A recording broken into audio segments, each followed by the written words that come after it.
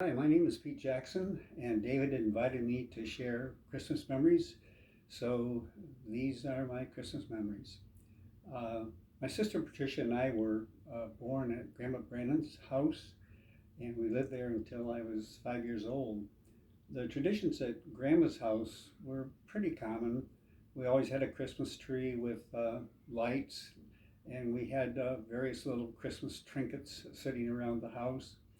Um, One of the things I should say I was at preschool age, I was a firm believer in Santa Claus, and this was reinforced by a couple events.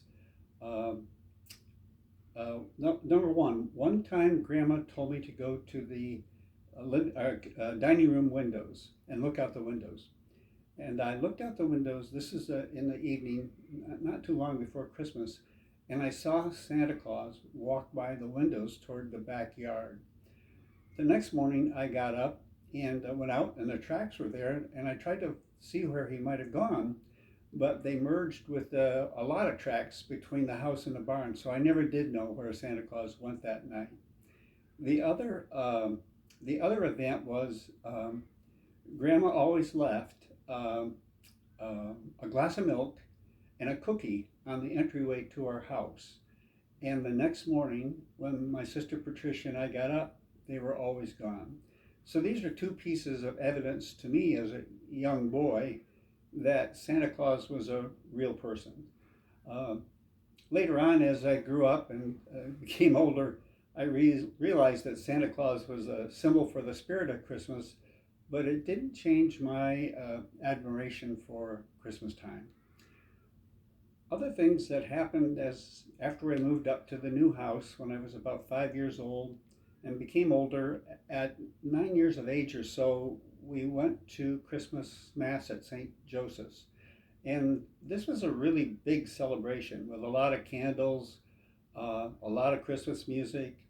And following that, we stopped in at McGuire's house, and as treats, they had eggnog to drink and fruitcake, and I like them both.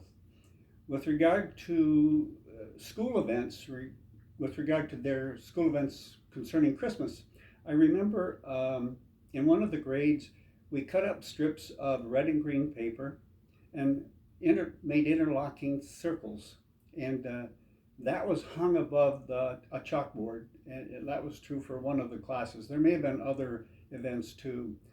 When we got to high school, there was a really big Christmas play every year. I played a violin in the orchestra, and the singers, and there were some soloists too, were up on the stage, and the whole program was directed by Helen Barnes, our music director. We have sustained, the Jackson family is large. We have 35 members and residing in 12 states. And all these traditions have been sustained across all of these households. So I expect Christmas is going to be a major holiday celebration throughout the Jackson family for a long time to come. I just simply want to wish everyone in the town of Minerva a Merry Christmas, and that's a summary of my memories.